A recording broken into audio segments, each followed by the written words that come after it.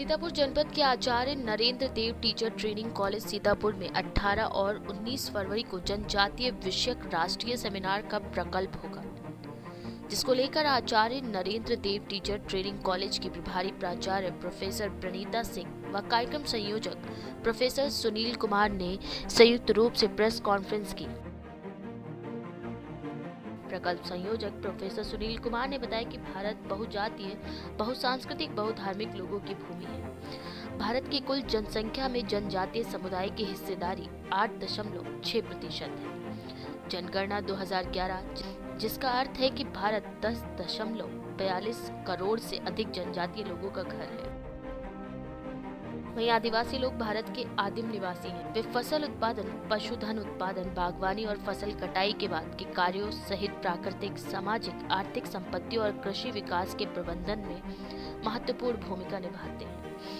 लेकिन आजादी के 75 से अधिक 5 वर्षों के बाद भी वे निम्न स्तर का जीवन जी रहे हैं और भारत सरकार द्वारा दी जाने वाली सभी विकासात्मक योजनाओं और लाभों के सबसे कम लाभार्थी बने हुए हैं। वे अभी भी कई समस्याओं का सामना कर रहे हैं जो उनकी प्रगति और विकास में बाधा डालती है, जैसे गरीबी, शैक्षिक समस्याएं, भूमि समस्या, स्वास्थ्य समस्याएं, नक्सलवाद, बच्चों का शोषण, अक्षम प्रशासन और शासन। इसीलिए इन समूहों को मुख्य धारा में शामिल करने और उनकी सामाजिक आर्थिक स्थिति में सुधार करने के लिए जनजातीय मामलों का मंत्रालय भारत में इन समुदायों के विकास के लिए विभिन्न योजनाएं और कार्यक्रम तैयार कर रहा है।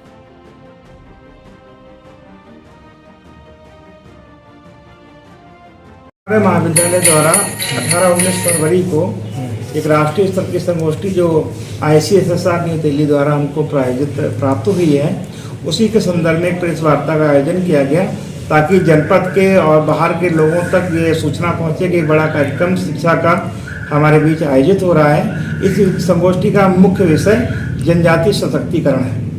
जनजातीय समाज को हम देखते हैं कि समाज के सबसे कमजोरतम श्रेणी में आते हैं। जनजातीय समाज की पहचान के लिए जब संविधान बना तो उसमें इस प्रकार का आधार रखा गया कि जो जनपद मतलब आम जो सब समाज से दूर दराज के क्षेत्रों में रहने वाले, सीमावर्ती क्षेत्रों में रहने वाले, जंगल के क्षेत्रों में रहने वाले जो लोग हैं, जिनकी विशेष प्रकार की संस्कृति है, ना तो तत्कालिक समाज ने उन्हें मिलाना चाहा, ना उन्होंने भी स्वयं मिलना चाहा। लेकिन हम जब भारत की जनगणना की बात करते हैं और समाज का एक बहुत बड़ा वर्ग अगर इससे अछूता रह जाता है विकास की दृष्टि से, तो निश्चित रूप से जो हमारा विश्व गुरु का बनने का सपना है वो साकार नहीं हो सकता। आज हम देखते हैं कि 75 ईयर्स गुजर जाने के बाद भी आज़ादी के समाज का एक वर्ग बहुत पिछड़ा हुआ, शिक्षा के क्षेत्र में, आम जन सुविधाओं के क्षेत्र में, आवागमन के संसाधनों के क्षेत्र में, स्वास्थ्य सेवाओं की दृष्टि से अगर हम विकास के पैमाने को माने कि जिन क्षेत्रों में मकान की व्यवस्था, आवास की व्यवस्था, आवागमन के संसाधनों की व्यवस्था, नेटवर्क की व्यवस्था, शिक्षा की व्यवस्था, स्वास्थ्य की व्यवस्था, तो हम जनजातीय क्षेत्रों को अगर देखते हैं सबसे ज़्यादा पिछड़े नजर आते हैं। तो इस सरकार की हम सब की जिम्मेदारी है इस पर चर्चा करते हुए सरकार के पास ऐसे रिकमेंडेशन जाएं जिसके लिए सरकार आने वाले समय में जो उनके संदर्भ में जो नीतियां निर्धारित करें। तो हमारे द्वारा जो सेमिनार के माध्यम से जो समुद्र मंथन, वैचारिक समुद्र मंथन है, इसके माध्यम से जो विचार निकल कर आए,